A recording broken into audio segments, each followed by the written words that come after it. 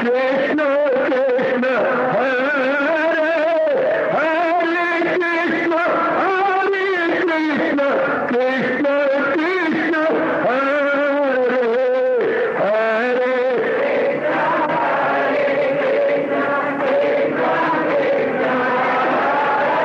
बहुत अच्छे।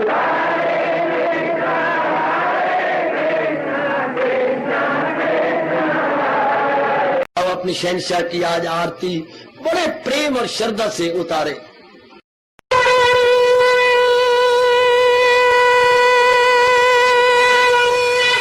ओम जय जगदीश जय हरे स्वामी जय दीनानाथ हरे भगत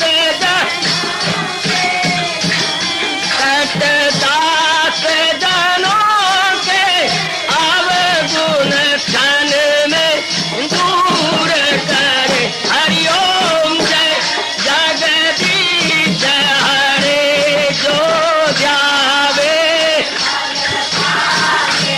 दुख विनिचे मन का दाता दुख विनिचे मन का सुख तू मची गई आवे सुख तू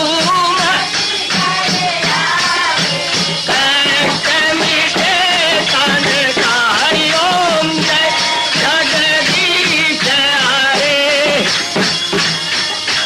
कहा तुम मेरे शरण पड़ूं मैं किसकी स्वामी तुम बिन और न दूजा प्रभु बिन और न हाथ करूं मैं जिसकी। हरिओम जय जगदीश हरे तुम पूरन परमात्म तुम अंतर्यामी स्वामी तुम अंतर्यामी पार परम परमेश्वर तुम सबके स्वामी। हरिओम जय जगदीश हरे तुम करुणा के तुम पालन करता सब तुम्हारा करता मैं रखिया ज्ञानी मैं सेवक प्रभु की कृपा करो भरता। हरिओम जय जगदीश हरे तुम हो एक अगोचर सबके प्राणपति स्वामी सबके प्राणपति किस विधि मिलूं दयालु किस विधि मिलूं कृपालो तुमको मैं तुम। हरिओम जय जगदीश हरे दीना बंधो ठाकुर तुम मेरे स्वामी रक्षक तुम मेरे अपने हाथ उठाओ अपनी शरण लगाओ द्वार पड़ा मैं तेरे। हरिओम जय जगदीश हरे विजय विकार पाप हरो देवा स्वामी कष्ट हरो देवा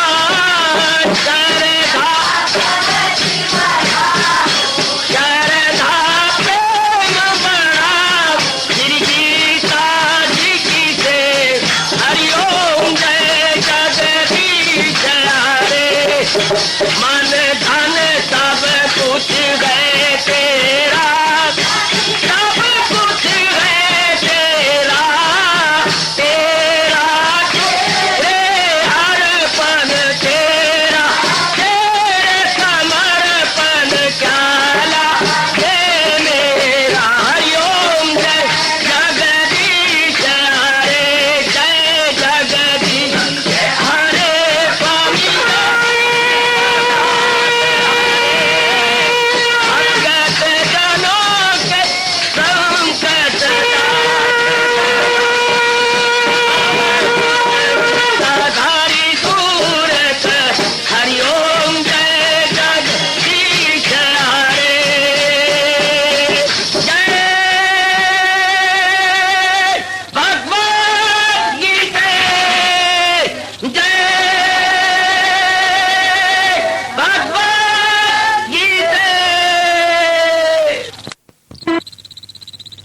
भवन्तु सुखिनः सर्वे सन्तु निरामयाः सर्वे भद्राणि पश्यन्तु मा कश्चित् दुर्भाग् भवेत्। हरि ओम शांति शांति शांति। ओम प्रभु इसलिए भगवान कृष्ण की जगत गुरु भगवान कृष्ण महाराज की।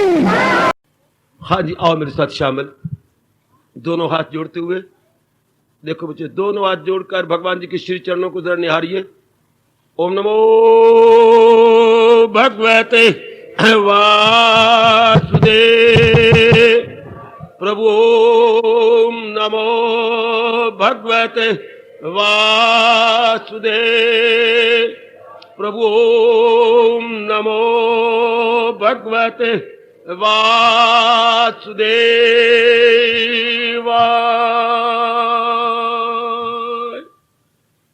कृष्णाय वासुदेवाय हरिये परमात्मने प्रणत क्लेश नाशाय गोविंदाय नमो नमः। गोविंदाय नमो नमः। वसुदेव सुतम देवम कंसचानूरमर्दनम देवकी परमानंदम कृष्ण वंदे जगत गुरुम। कृष्ण वंदे जगत गुरुम। श्री कृष्ण शरणौ मम। श्री कृष्ण शरणौ मम। श्री कृष्ण शरणौ मम। भक्ति के बिना हमारा चारा नहीं। तो बस अब आपका मन एकाग्र रहेगा। इतनी महत्ता आप दीजिए, आपका मन एकाग्र, आपका मन प्रशांत, आपका मन अपने आप में रहेगा। आप एक और कह रहे थे, सज्जनों भगवान से प्रार्थना करो। ये तो बात आपकी भगवान बड़ी जल्दी मान लेंगे कि वो सवेरे उठने में रेगुलर हो जाए।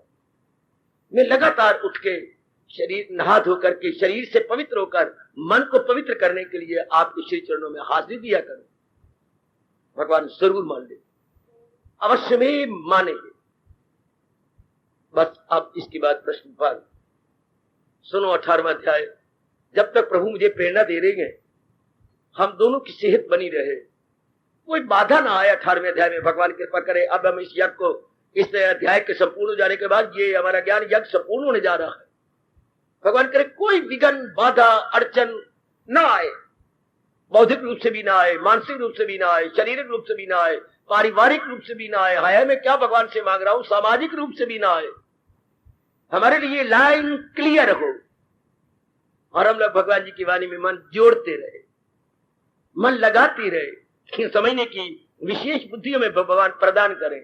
18वां अध्याय देवी, ये दो अध्याय बड़े मुश्किल माने जाती हैं, 13वां और 18वां बड़े कठिन, और ये दो अध्याय बड़े आसान माने जाती हैं, 12वां और 15वां है। ये दोनों बड़े सरल हैं, सुबोध हैं, और ये दोनों उसके विपरीत हैं, 13वां और 18वां दोनों ही मुश्किल।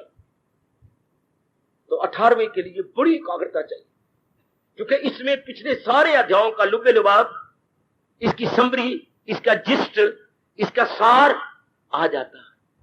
सब कुछ इसमें आ जाएगा। आप देखेंगे जो कुछ आपने पहले सुना है या पढ़ा है या गीता संबंधी जो कुछ भी आप किसी ने आपको बताया है, इसमें सब आ जाएगा। भगवान ने बिल्कुल नहीं छोड़ा। 18वें है भी बहुत बड़ा अध्याय, 78 श्लोकों वाला, सब कुछ आ जाएगा। एकाग्रता चाहिए। जब भी आप यहाँ आए 18वें अध्याय तक, कम से कम घर बार को भूल के आओ। यहाँ बैठ जाओ तो अपने तन बदन की सुध बुद्ध भी भूल जाओ। मैं भगवान से बार बार प्रार्थना कर चुका हूं और करता रहूंगा कि मुझे वो पूरी शक्ति दे, जैसे भगवान चाहती है मैं वैसे समझा सकूं। मैं तो ये भगवान से कहा, जैसे आप चाहती हैं, जैसे आपकी इच्छा है कि 18वां अध्याय ऐसे समझाना चाहिए, मुझे वही लाकर दो, मुझे वही शक्ति दो कि मैं जनता को बताऊं। जैसे हमारे मास्टर जी चाहती है, जगत गुरु चाहती है, जैसे 18वें अध्याय का अंडरलाइंग आइडिया है उसको हम समझ जाए, जो इसमें सार छिपा पड़ा है वो हम समझे। मैं अपनी मारता रहूं, कोई फायदा नहीं। भगवान जो चाहते हैं कि 18वें अध्याय का ये है मतलब, वो मैं समझा सकूं और हम दोनों समझ के अपने जीवन में उतार ले, अपने जीवन में ढाल। मोक्ष संन्यास योग 18वां अध्याय। नामकरण कितना अच्छा है। एकाग्र हो जाओ, अपने आप को बिल्कुल एकाग्र कर लो। कितना अच्छा नामकरण है। ये अध्याय क्या है? मोक्ष प्रदाता, मोक्ष अर्थात मुक्ति देने वाला, आपको मुक्ति प्रदान करने वाला है। वो मेरी देवियों, मुक्ति किससे? दुखों से। एक ही शब्द मेरे से अगर पूछोगे मुक्ति किससे? दुखों से। मुक्ति किससे? जो हमारा मन नहीं चाहता उससे मुक्ति। हमेशा मुक्ति उसी से होती है जो हमारा मन नहीं चाहता। एक प्रश्न करो बड़ा निराला, सेंट्रल जेल से कौन चाहते हैं मुक्त हो जाए? कैदी। वहां के नौकर तो नहीं चाहते कि सेंट्रल जेल में रोटी कहां से खाएंगे। वहां का जेल सुप्रिटेंडेंट तो भी नहीं चाहता कि मैं मुक्त हो जाऊं। वहां तो कई काम करती हैं, मुंशी भी काम करता है और जेलर भी है, वो तो नहीं चाहते, उनकी तो नौकरी है। कौन? जो नहीं चाहते और जिनको कैद होगी वो चाहते कि हम आजाद हो जाए। कैदी चाहते नहीं थे कि हम कैदी बने हैं, हम बंदी बने। अपना भाषा कितना शब्द है बंदी, बड़ा प्यारा शब्द है। बंद कर दिया है जिनको बंदी, पर बंदी ये नहीं चाहता कि मैं बंद रहूं, वो ही चाहते हैं कि हम निकल जाए। तो किसने मोक्ष किसने पाना है? मन ने। किनसे? जो नहीं चाहता, दुख से। भगवान मुझे प्रेरणा देने में समझाई जा रहा हूं, एकाग्रता पूर्वक सुनना। मुक्ति चाहिए किसको? जो दुख नहीं चाहता। तो who is the feeling factor? Mind. दुख सुख को महसूस करने वाला कौन? हमारा कोई अंग तो नहीं है, हमारे बाहर के 10 अंग दुख सुख को महसूस करने वाले नहीं है। एकाग्र हो जाना। ये mind is the feeling factor, so for that happiness and sorrow is concerned. यही फील करता है, यही दुख को नहीं चाहता। चाहे कोई भगवान का प्यारा है, चाहे कोई नास्तिक है, सब चाहते हैं जो भगवान से हम दिन मांग के लाए हैं आराम से चैन से काट लें। तो ऐसा चाहने पर फिर भी हमें दुखों का मुकाबला क्यों करना पड़ता है? कभी सोचा मेरी देवी कि हम नहीं चाहते दुख तकलीफ चिंता, शारीरिक दुख, मानसिक दुख, पारिवारिक सामाजिक दुख, तो ये क्यों दुख आते हैं? जो हम नहीं चाहते वो हमारे सामने क्यों आते? उसके डट के मुकाबला क्यों करना पड़ता? जिसका मुकाबला करते हो उसके लिए रोते हो, रो पड़ते हो, क्योंकि हम नहीं चाहते थे, हमारे पास दुख आ गए। अच्छा, फिर नहीं चाहते थे क्यों आ गए? एक ही जवाब हमारे भगवान के पास है, हम भगवान जी के अनुसार अपना जीवन नहीं काट रहे, इसलिए दुख आती है। हमेशा के लिए मन में बिठा लो, भगवान जी के अनुसार जब संसारी आदमी नई दिन बिताएंगे, क्या आएंगे? गम बेहिसाब उनको दिन हो के रात। मोटी बात बताऊं, आप घर में रहती हैं माँ बाप के पास, अगर माँ बाप के अनुसार नहीं रहेगी तो रोज मारे पड़ेंगी, रोज खप होगी, घर में नर्क होगा और रोज महाभारत का युद्ध घर में हुआ करेगा। अगर बच्चे माँ बाप के अनुसार नहीं रहते, बस फिर लो खप, घर में क्लेश, घर में बेचैनी। तो हमें माँ बाप के अनुसार ही रहना होगा अपने घर के अंदर। बिल्कुल। कहां काम करती है? मैं पढ़ाती हूं, टीचिंग लाइन में हूं, तो फिर आपको हेड मिनिस्टर्स के अनुसार, या हेडमास्टर जी है तो उनके अनुसार रहना होगा। अगर वो कह रही है कि फलां टीचर छुट्टी पर है, हाँ, और आपका पीरियड वेकेंट है, और आपको कह रहे हैं ये पीरियड ले लो, मैं कैसे ले लूं? कैसे लेते? जब मैं आपको कह रहा हूं कि पीरियड ले लो, बच्चे खप मचा रहे हैं, आपका पीरियड वेकेंट है, वो छुट्टी पर है, पर मेरा पीरियड थोड़ा ना हो, आपका पीरियड आप गवर्नमेंट के टाइम में है, गवर्नमेंट आपको तनख्वाह देती है, पर मेरा, कैसी बातें करती तुम? पीरियड लेने चाहते हो कि नहीं? बोलो। जाती हूं, क्या मतलब? जाड़े खा के आप 6-7 घंटे के लिए बाउंड है, आप उनके अनुसार रहो जैसे वो कहती है। कितना प्यार से पहले कहता, भैया आपको पीरियड लेने, अच्छा दिए, कितना अच्छी बड़ी बात, रो पिट के लिया, उनको बार बार कह के झाड़े खा के लिया, क्या फायदा? जहां दफ्तर में आप लगे हुए हैं, इमीडिएट बॉस के अनुसार रहो। भाई देखो भाई आज काम ज्यादा है, अजी सर मैंने तो अपना काम पूरा कर लिया। अरे जेंटलमैन, ये भी तो गवर्नमेंट का काम है, मेरे बाप का काम है, ये भी जो आज काम आया है स्पेशल काम आया है, and you have to type. पर साहब मैंने, बातें कैसी बनाते तुम? जो रोज का काम तुमने कर रहे हो ये एक्स्ट्रा काम है। अच्छा जी, तो जहां भी आप जिसके अंडर रह रहे हैं उसके अनुसार रहेंगे। मैं आपको 3-4 दृष्टांत दे दिए। दफ्तर में उनके अंडर रहो, not to reason why, if you are employed not to reason why but to do and die. अगर आप घर में है मां बाप के पास, नॉट टू रिजर्व वाई, चीचरा मत करो, तर्क वितर्क मत करो। है अगर आप स्कूल में टीचिंग में है, कोई इधर उधर की बातें नहीं, जी कहिए मैं तैयार हूं, बड़े आराम से वो भी रहेंगे आप भी रहेंगे। इस तरह ये दुनिया भी किसी ने बनाई है। विचार करो, आप तो आस्तिक है, कोई भी काम अपने आप नहीं चलता अगर पीछे कोई प्रेरणा देने वाला ना हो। एक बात लेना जो मेरे आचार्य ने बतलाई, कोई भी काम ऑटोमेटिक, दुनिया में कोई चीज ऑटोमेटिक नहीं है। इन बेवकूफों ने शब्द तो निकाला ऑटोमेटिक, लेकिन मैं पूछना चाहता हूं, आप हर एक से पढ़े लिखे हैं, कौन सी चीज ऑटोमेटिक है? ये गाड़ियों को बोलते हैं ऑटोमोबाइल, इनको बोलते हैं, ये हमारी बसें चलती है ऑटोमोबाइल। ऑटोमोबाइल नहीं, इसके अंदर मैन पावर काम कर रही है। सोचो जरा, आप शब्द तो लगा दिया, अपने आप जो चले, अपने आप क्या चलती है? Man power is there. Rocket चले थे, man power is under the ground, नीचे जमीन के ऊपर मैन पावर उसको चला रही है। नहीं, माँ ने पुत्र ने शब्द कैसे निकाल लिया अपने आप? मतलब उसमें कोई आदमी नहीं बैठा हुआ, उसमें आदमी ना बैठे, पीछे ऑपरेटर कौन है? Who is the operator? नीचे बैठा हुआ ऑपरेट कौन कर रहा है? If there is operator, how can we dare to say that there is the automobile? कहीं भी हो, उसके अंदर बैठ के कर लेता, वो नीचे बैठ के कर रहा है। वेरी गुड, इंसान ने कुछ अपनी बुद्धि को सूक्ष्म किया है और नीचे बैठ करके ऐसी अपनी रेस फैलाई है बिजली की कि उन्हीं वो रेस फैल जाती सारे आकाश के अंदर। ये पता लगा इंसान को, उन्हीं रेस से नीचे एक ऐसी मशीन बनी हुई है कि उसके अंदर भी वही आलेख है जो इधर है, तो वो जब इधर घुमाया जाता है तो कड़क उसकी तक कितनी दूरी हो वो पता लगता है गई। जैसे पता लग गया आप लोगों को इस चीज का, तो आप दिल्ली में एक कर रहे हैं टेलीग्राम, वहां से आप अक्षर दबाते हैं, या वही अक्षर दब के इसे बोलते हैं ऑटोटाइप, जो कि पता लग चुका है कि इसकी ये चीज सेम है। तो पीछे कोई तो है ना। ऑटोटाइप का वो जो वहां कुछ चीज दबा रहा है, उसी का शेडो इधर पड़ता है, या उसका रिएक्शन, वहां की स्ट्रोक दबी, उसी स्ट्रोक ने इधर आके जवाब दिया। शाबाश। दुनिया में ऑटो चीज कोई नहीं है, पीछे मैन पावर काम करती है, और मैन के अंदर माइंड पावर काम करती है, और माइंड के अंदर इंटेलेक्ट काम करती है, और इन सारों के पीछे आत्मा काम कर रही है। ऐसी विचारधारा बना लो। मेरी भगवती सियानी बनो। अब भगवान जी के अनुसार रहेंगे संसार में, तब तो दुखों से छूट जाएंगे। कोई भी बात समझ रहा हो, मेरे टोक को, मेरे मुंह में लगाम डालो, मुझे मत बोलने दो। मुझे भगवान की वाणी आपको सुनानी नहीं, समझानी है। नहीं समझानी भी नहीं, आपके अंतःकरण में बिठानी है। सुना के आपको समझाना है, समझा के आपके अंतःकरण में ये बात बैठा देनी, तब मेरा मिशन, तब मेरा धर्म पूरा होगा। तो नहीं समझ आती, टोको, बार बार मुझे रोको। समझिए इस राज की बात को। हम सुख चाहते हैं, हाँ, तो भगवान के अनुसार रहना होगा। घर में सुख चाहते हो, माँ बाप के अनुसार रहना होगा। दफ्तर में चाहते हो, मैंने अभी कहा, अपने बॉस के अनुसार रहना होगा। स्कूल में चाहते हो, हेडमास्टर साहब के अनुसार रहना होगा।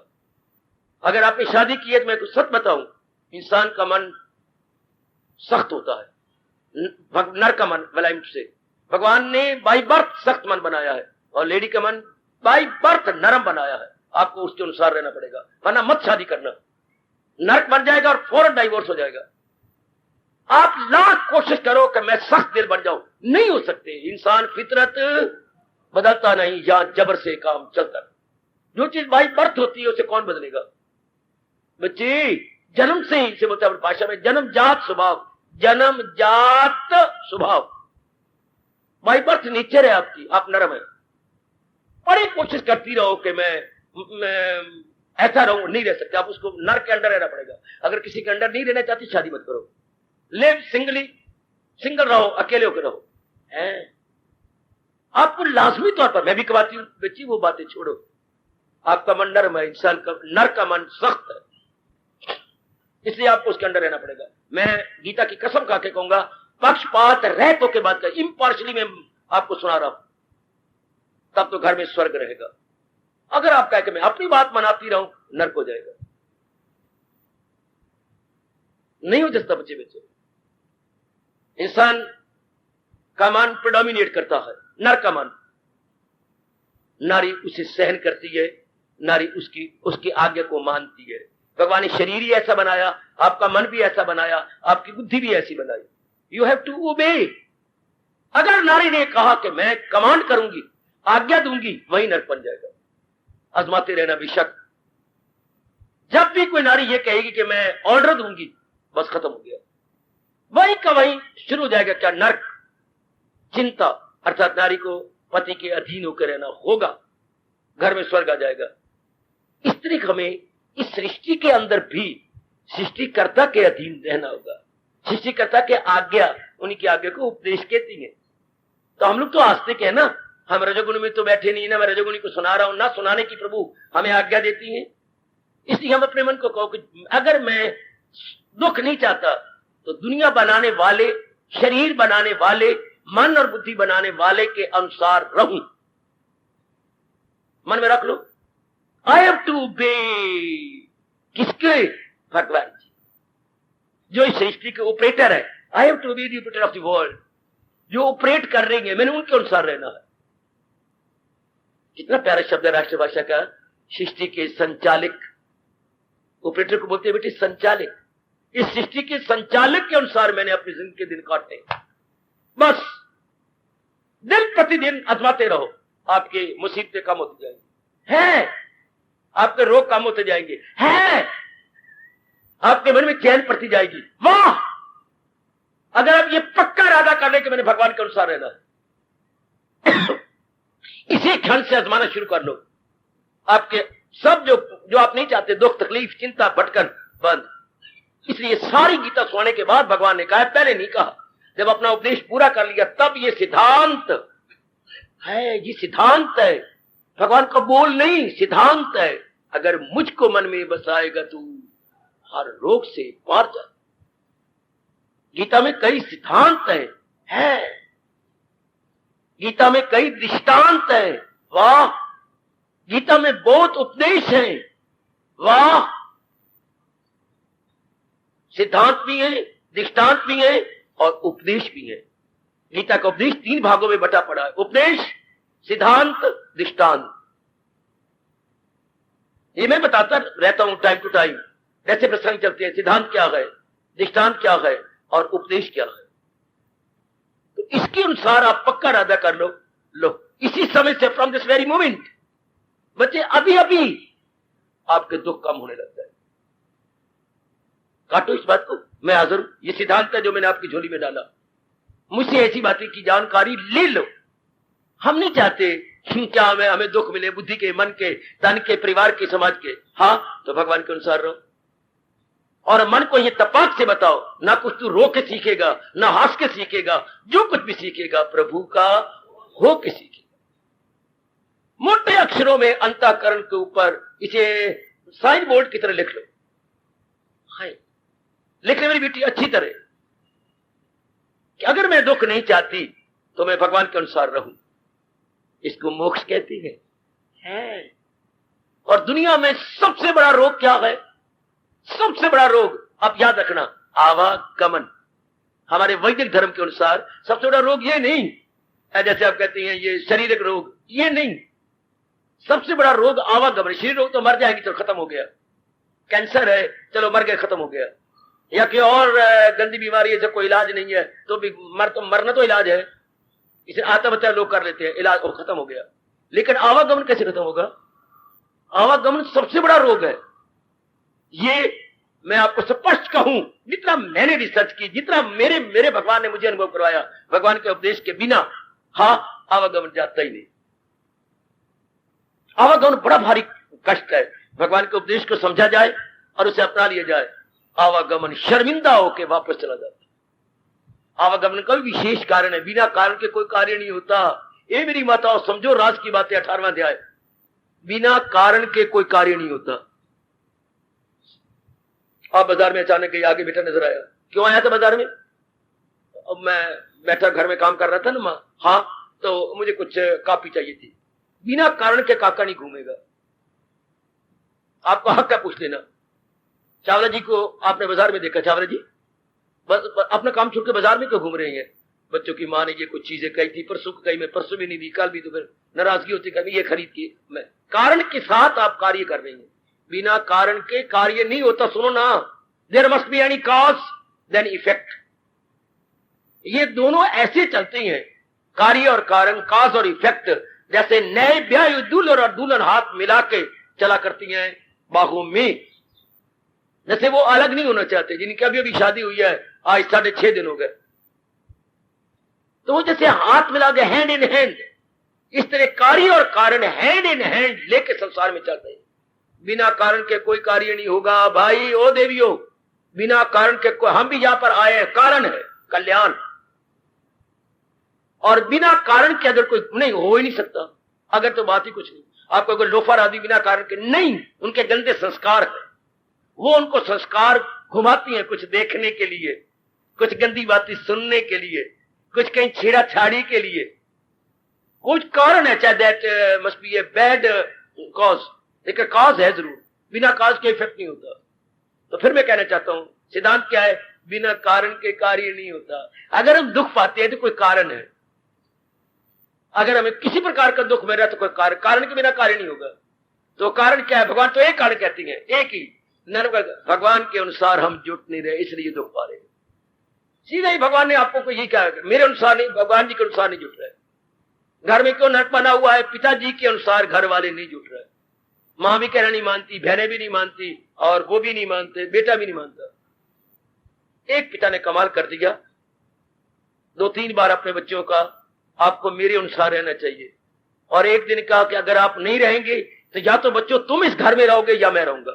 मैं आपको स्पष्ट कह रहा हूं, आप फिर ना कहना। नालायक बच्चों ने फिर भी नहीं माना। आज तक नहीं पता लगा उस घर का बाप कहां चला। इसको मेरे ख्याल में कोई 18-19 साल या 20 साल हो गए, पिट के मर गए ढूंढ ढूंढ के, कोई पता। सीधा पिता ने कहा भी या तो मेरे अनुसार रहो या फिर तुम रहो या मैं रहूं। देखा बच्चे नहीं मान रहे, छोड़।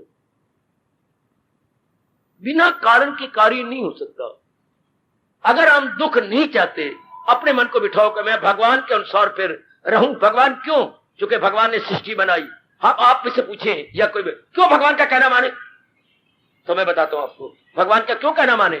भगवान ने सृष्टि बनाई, अच्छा, सृष्टि में नाना प्रकार के नियम बनाए, अच्छा, उन नियमों के आधार पर शरीर बनाया, हमारे बुद्धि और मन बनाया।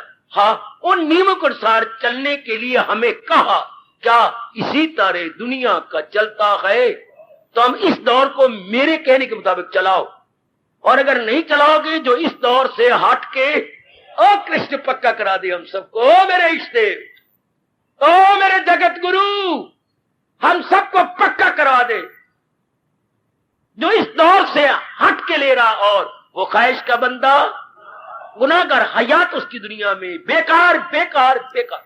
बड़ा गर्मा गर्म चेतावनी इस श्लोक के अंदर। इससे गर्मा गर्म चेतावनी और क्या होगी? हाय, अगर चाह में से धुआं निकल रहा है और गर्म क्या होगी? इस फरमान में से धुआं निकल रहा है। हयात और हयात में जिंदगी उसकी बेकार, बिल्कुल तबाह हो गया जो भगवान के अनुसार नहीं जुट रहे। हम अपने माँ बाप को देख, सीधी बात है, हमें दूर की बात नहीं, हम अपने दादा दादी को देखे, दुख पा गए। सीधी बात मैं तो कहूंगा, भगवान के अनुसार नहीं रहे। माँ बाप दुख पा गए, भगवान के अनुसार नहीं रहे। चाचा चाची दुख पाके मरे हैं, भगवान के अनुसार नहीं रहे। हमने जो अपनी आंखों से देखा है, अपने से बड़ों को देखती हैं, दुख पा रही हैं, भगवान के अनुसार नहीं रह रहे। हमें गली वालों से मतलब कुछ नहीं, हमें अपने खून के रिश्तों को देखें, जलील हो रहे हैं, भगवान के अनुसार नहीं रह रहे हैं। और अपने महापुरुषों को देखें, शांत हुए, अनेकों को शांति दे गए, भगवान के अनुसार जीवन के दिन बिता गए। बिल्कुल सीधी बात, इसमें सपोजिशन की बात ही नहीं, मेरी भगवती कल्पना की बात ही कुछ नहीं, ये तो आंखों देखी बातें हैं। अगर हम भी अब भगवान के अनुसार दिन काट देंगे, 4 दिन आराम से कट जाएंगे। कसम खा लो कि मैंने मन मानी नहीं करनी, मैंने कृष्ण मानी करनी है, मन मानी नहीं करनी। तो आपकी कसम दुख कांप जाती है, मोए मोए मोए अब नहीं हम रह सकते, चुके जहां है कृष्ण वहां सब कुछ है, कामरानियां, शादमानियां, खुश इंतजाम। श्री गीता इसी अध्याय का अंतिम फरमान संजय के श्रीमुख से, हाय, जहां है कृष्ण मेरे पास, जहां भगवान है, भगवान का फरमान है, भगवान की वाणी है, भगवान का धर्म है, वह सब कुछ है। शांति, आराम, चैन, करार, अच्छी बुद्धि। हाय हाय, भगवान ने क्या कहने का, वैभव, ऐश्वर्य, जाहो जलाल है, everything you will attain there, you will see there. कहां? जहां है कृष्ण। यत योगेश्वर कृष्ण, कितनी प्यारी शब्द है, कितना कमाल का सिद्धांत है। कोई माने ना माने, सिर सड़ाए, हम तो आंखों से देख रहे हैं। उसके ना मानने की बात ही क्या, हाथ कंगन को आरसी का। मैंने हाथ पे घड़ी पहन रखी है, का शीशा लाओगे, शीशे से मैं देखूंगा, मैंने घड़ी जो सामने नजर आ रही है। ये सिद्धांत तो हमारी आंखों के सामने गए, हम प्रत्यक्ष देखते हैं। इसी वक्त मान लो, इसी को मुक्ति कहती है। आयो मेरे रब्बा, मुक्ति क्या है? जो मन नहीं चाहता उससे छुटकारा हो जाए, उससे मुक्ति कहती है। सुनो मेरे भगवान, मुझे कैसी प्रेरणा दे रहे हैं आपकी बार 98 जाकर समझाने की। मुक्ति किसे कहती है? जो मन नहीं चाहता उससे उसको छुटकारा दिला दो, इसे मुक्ति कहते हैं। मन नहीं चाहता, दुख तकलीफ चिंता सफरिंग मिजरीज एफ्लिक्शंस कॉम्प्लिकेशंस, मन नहीं चाहता, छुट्टी दिलाओ इसे, मन मुक्त हो गया। कैदी को किसी तरीके से कैद से छुट्टी दिलाओ, बड़ा खुश हो जाएगा, सलाखों से बाहर आ जाए, बंदी बाहर आ जाए, बड़ा खुश। लेकिन अंदर तो सारे जेलर भी तो अंदर है, नौकर है, वो नहीं निकलना चाहते, वो तो एम्प्लॉयड है जेल में, वो भी है मेरी बेटी, वो भी अंदर ही रहती है। फर्क यह है कि वो सलाखों में रहता है, एक विशेष कमरे में रहता है, वो भी अंदर ही जेल के अंदर घूमते रहती है, रोटियां पकाने वाले, रोटियां देने वाले, वो दातन बांटने वाले सौरभ भी अंदर ही रहते हैं, वो भी एक एक दातन दिए जा रहे हैं, पर वो दुख नहीं मनाते क्योंकि ये नहीं चाहता, इसलिए ये दुख पा रहा। तो मन तो दुख नहीं चाहता, तब सीधा कहो मन, अगर तू दुख नहीं पाना चाहता तो तू मन है जो तुझे मोह ले, अपनी ओर खींच ले, उसका कहना मान, मन मोहन का कहना मान। जो तुझे खींचे, ही हु अट्रैक्ट्स यू। मन को कौन खींचता है? आप कहते हैं पत्नी खींच देती है, पति नहीं मेरे बेटे, 2 दिनों के लिए, 2 महीनों के लिए, 2 सालों के लिए, बस, इससे ज्यादा नहीं खींच सकते। और भगवान सदा के लिए खींचती है। क्यों? चूंकि मन अंश है, it mind is the part and parcel of almighty, उसका अंश है मन, हाय, इसलिए उनके अनुसार रहना चाहिए। अगर दुख नहीं चाहता, हमें भी स्वामी जी ने ऐसा समझा दिया, आचार्यों ने ऐसा समझाया, धर्म के हितैषियों ने हमें समझा लिया, हमने मान लिया, आपको उसी मानी हुई बात आपकी झोली में डाल देगी। क्या मन दुख नहीं चाहता? भगवान के अनुसार रहना शुरू कर, बस पक्की गांठ लगा लो कि मैंने भगवान के अनुसार रहना। हमें भी स्वामी जी ने कहा था रुमाल निकालो, पक्की गांठ लगाओ। स्वामी जी जैसे आप कहती हैं यूं करके ये हम आज के बाद कसम खाते गए कि हम भगवान के अनुसार ही रहेंगे। लो पक्की गांठ लग, हृदय की गांठ तो नजर नहीं आएगी, पर यह गांठ तो नजर आएगी, छाती पे रख के कहेंगे हमारी ये पक्की गांठ है कि हम भगवान के कथन के अनुसार अपने अवशेष जीवन के दिन बिताएंगे। ये गांठ पक्की हो गई। अब इसी वक्त दुखों में थरथराहट आ जाएगी, दुख कांपने लग जाएंगे मेरी देवी। हम आजकल के हैं ना, जब तक आजमाते नहीं हमारा मन विश्वास ही नहीं करता। आजकल के पढ़े लिखे हम लोग ऐसे गंदे और नालायक थे, जब तक न देखो अपने नैना, कभी ना मानो गुर के बहना। जब तक गुरु ने अनुभव नहीं करवाया तब तक शक की शक रहा। जब अनुभव खुलने लग गया तब अपने पर लानते मारी, थप्पड़ मारे कि शक्की मन देख रहे प्रत्यक्ष रूप में। तब मन जम गया, तब मन बैठ गया। पहले हमें शक था कि दूध में डालने से दही बन जाती है, हाँ, फिर आप क्या करती हैं? दूध को कोसा करती हैं, उसमें जामुन थोड़ा सा डालती हैं, अच्छा, फिर उसे हिलाते ही नहीं है, अच्छा, सवेरे दूध के चक्के आपको नजर आती हैं, जिसको आप दही कहती है। दूध जमा हुआ नजर आता है, आप गलती से बोलते हैं दही जम गई। दही नहीं जमती, दूध जमता है। दूध जम गया, दही के चक्के आपको दिखाई दिए। कब हुआ? जब किसी अनुभवी के अनुसार, इस प्रकार अनुभवी मां के अनुसार जब आपने ऐसा किया। दूध को बहुत गर्म करोगे तो फिट जाएगा, ना तो बहुत गर्म हो ना बहुत ठंडा हो, इसे कोसा बोलती है, लीकवार्म। उसमें आप जामुन डालो। हमारी मां तो यूं क्या करती थी, यहां जामुन डाल के उंगलियां खोल देती थी, बीच में गया, हमने आंखों से देखा। और एक मंत्र भी पढ़ती थी, मैं जावा कम तो तू जावी जम। ये मेरी मां का मंत्र था, मैं आपको बता रहा हूं। पता नहीं इसमें क्या शक्ति है, तो वो मां मेरी जाने या मां का भगवान जाने। दूध जमाती बार ये जरूर कहती थी, मैं जावा कम तो तू जावी जम। वो जम जाता था, पता नहीं मां की बोली समझ लेता होगा। सवेरे चक्की होती थी, गर्मी हो सर्दी हो, फिर जम जाता था। तो फिर अब उसी तरह बेटी ने भी किया, तो वो अब आगे भी आपकी बेटी देख रही है, इसी तरह आगे आगे जम रहे ना दूध। सबको पता लगता रहा कि दही दूध को इस तरह जमाया जाता है। पीढ़ियों दर पीढ़ियां गुजर गई, पर दूध जमाने का तरीका वही है। वो आगे देखती है, आगे देखती है। आज भगवान भी यही कहती हैं, यूं ही नस्ल दर नस्ल आया है योग। ये भी इसी तरह परंपरागत ज्ञान चलता चला आ रहा है। परंपरा से आगे आगे गुरुओं से, फिर शिष्यों, शिष्यों से फिर आगे गुरुओं से, फिर आगे आगे आगे, अब हमारे हाथ में आ गया। ये आगे आगे चलता आ रहा है। आगे देखो आपसे कहां कहां जाता है। तो मन को अभी गांठ लगाइए कि भगवान के अनुसार ही मेरे जीवन के दिन काटते हैं। लो दुख गए। हार्दिक धन्यवाद। हार्दिक आशीर्वाद, हार्दिक आशीर्वाद, हार्दिक आशीर्वाद, हार्दिक आशीर्वाद।